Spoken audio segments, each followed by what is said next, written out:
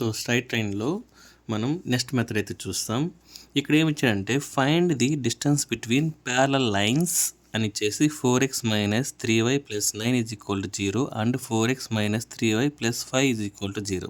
ఇక్కడ కండిషన్ చూడండి, parallel lines అంటే రెండు ఈక్వేషన్స్ చూసారంటే 4x - 3y అనేది కాన్స్టెంట్గా వస్తుంది. ఇక్కడ c వాల్యూ అనేది మట్టుకే చేంజ్ అవుతుంది.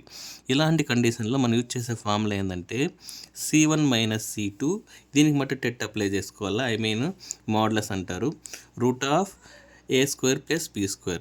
ఇది ఫార్ములా అనమాట. ఓకేనా. సో రెండు ప్యారలల్ లైన్స్ అంటే ఇక్కడ చూడండి, ax + by + c1 = 0, ax + by + c2 = 0.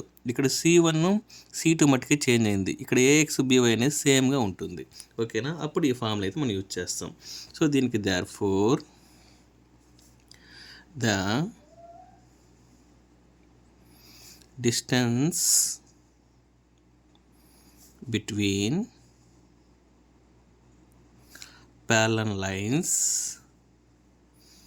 is, మనకి ఇచ్చిన parallel lines ఏంటి, 4x - 3y + 9 = 0 and 4x - 3y + 5 = 0.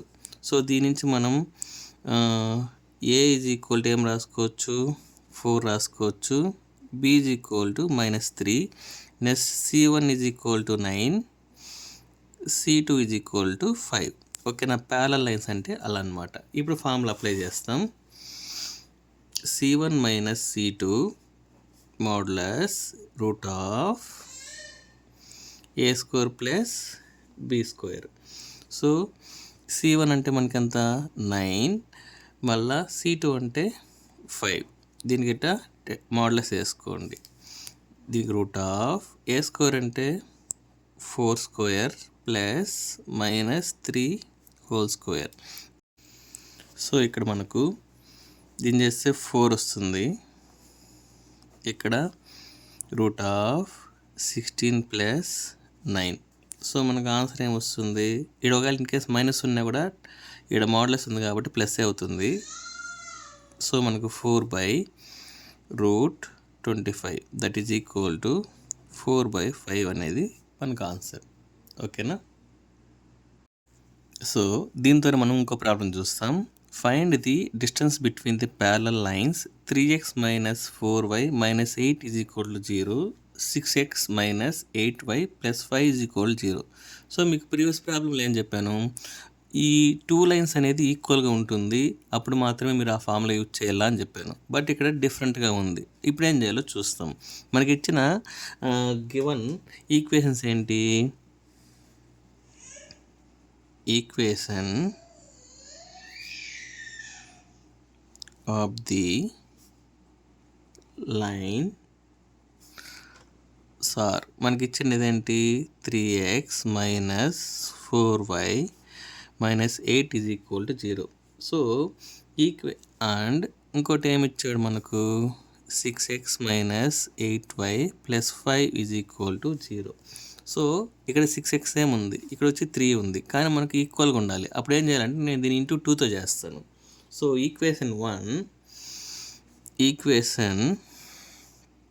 1 into 2. So 2తో చేస్తే ఏమొస్తుంది మనకు చూస్తాం.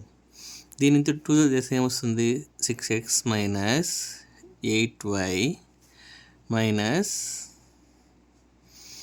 16 = 0 వస్తుంది. అండ్ సో ఈక్వేషన్ మనం సేమ్గా రాసుకునేస్తాం.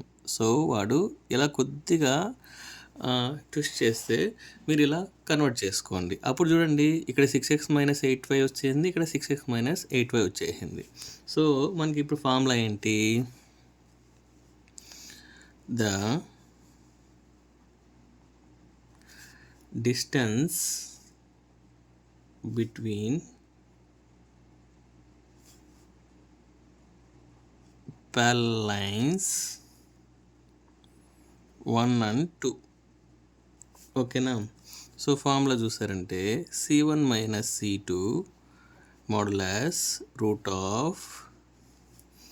ఏ square plus B square. So C1 అంటే మనం ఏం రాస్తాం, -16 యాజ్ ఇట్ ఈస్ రాసేయండి. C2 అంటే మనకు 5 వస్తుంది.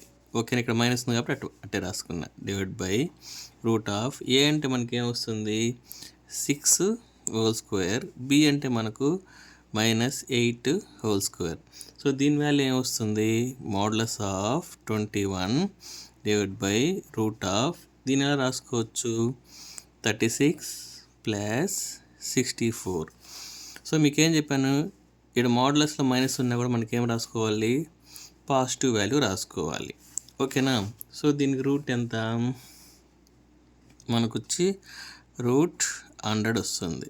సో దీని ఏం రాసుకోవచ్చు 21 డివైడ్ బై 10. సో వాడికి సమ్ అనేది కంప్లీట్ అవుతుంది. ఇలా వాడు కొద్దిగా ట్విస్ట్ చేసినా కూడా మీరు సేమ్ ఫార్ములాని యూజ్ చేయాలి. Thank you.